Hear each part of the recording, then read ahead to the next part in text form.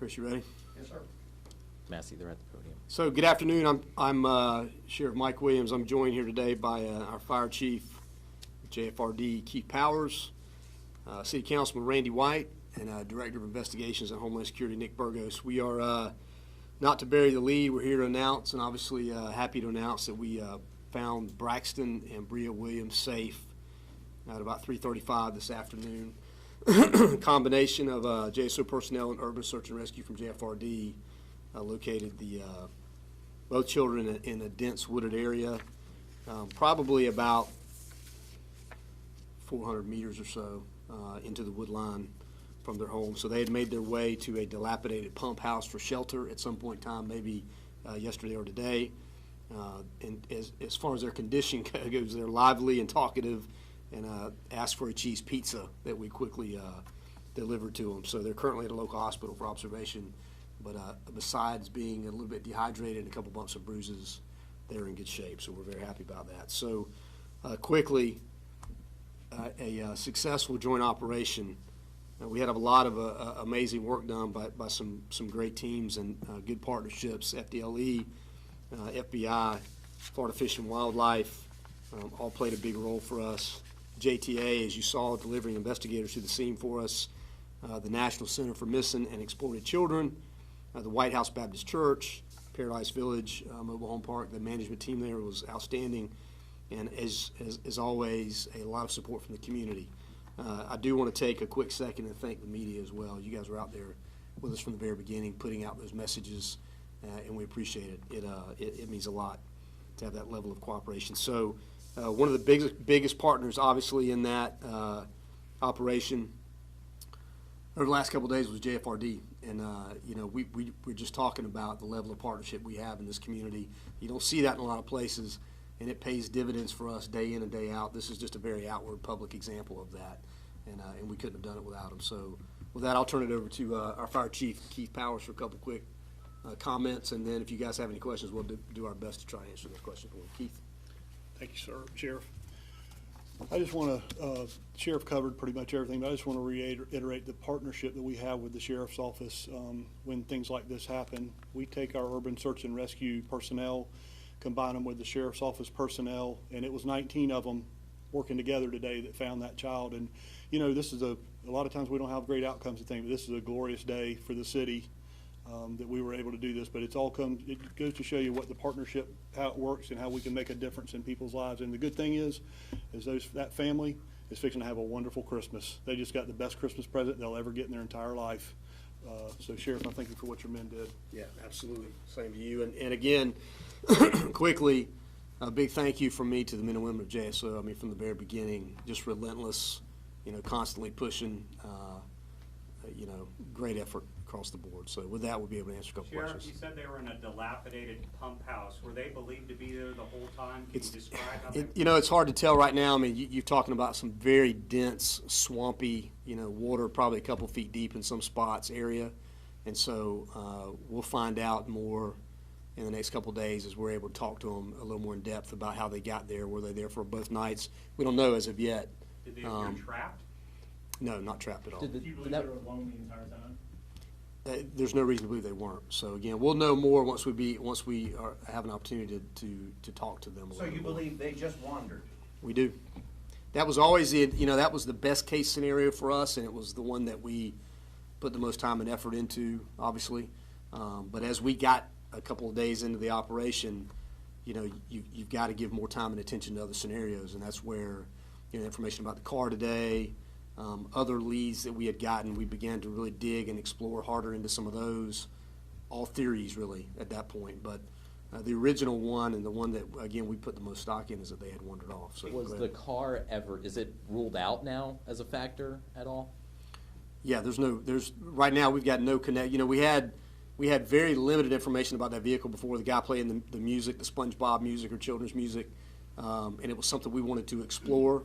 It has played, up to this point, unless we hear something different from the kids, no role at all in the disappearance. Their health, how are they? They seem to be in good health. I mean, they're at the hospital being examined right now, but Dehydrated? I'm sure a little bit dehydrated, again, bumps and bruises, but very talkative. Talked a lot to the JFRD personnel that carried them out. So again, best possible outcome. Had that area been searched before, Sheriff? I don't think that we'd gotten to that point just yet. So we were, again, very dense, very Yeah, thick, we heard swampy. Yeah, swampy water moccasins in that area. Oh, I'm sure. Yeah, all kind of stuff in the woods like that. So are we yeah. talking west or north of the trailer park where they were found? You said 400.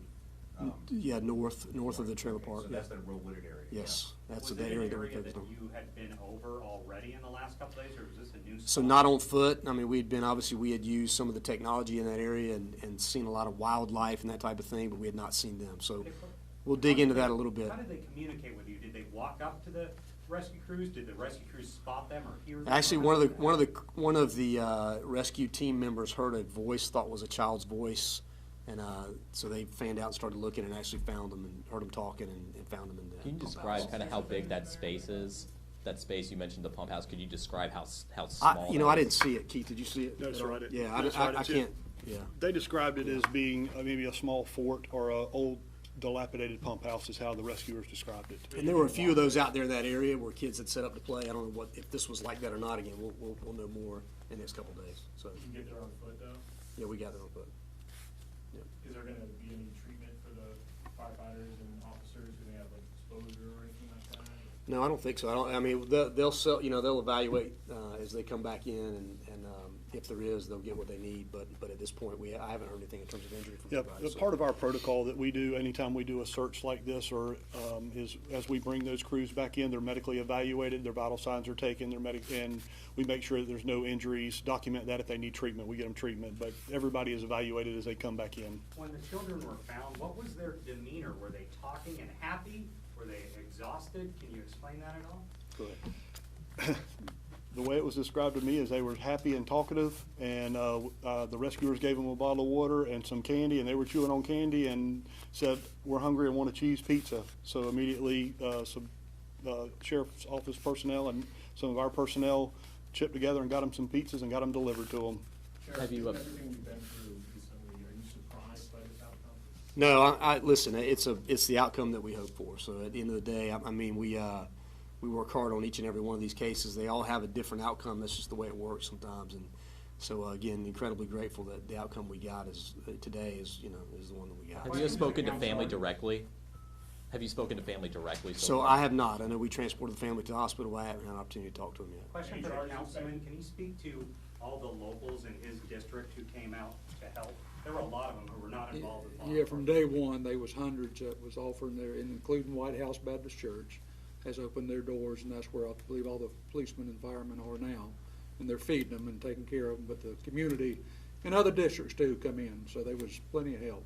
Sheriff, do you expect any charges to be filed here? At this point, no, I don't think so. I mean, but we'll evaluate all of that in the next couple of days and see what we have. But again, the parents from the very beginning have been really cooperative, and we would expect that to continue. Was this obviously. difficult to manage with so many questions? And there's often suspicions because of what happened in the most previous Right. missing child case. Was that a difficult thing to manage with finger pointing and concerns that maybe an adult was involved? So, again, all of these cases are different. So this was an incredibly different case than the one we dealt with just a few weeks ago. So you can very early on get that feel, or you have, again, some concrete facts or evidence that lead you to believe that, someone or a parent or whoever it is may be involved.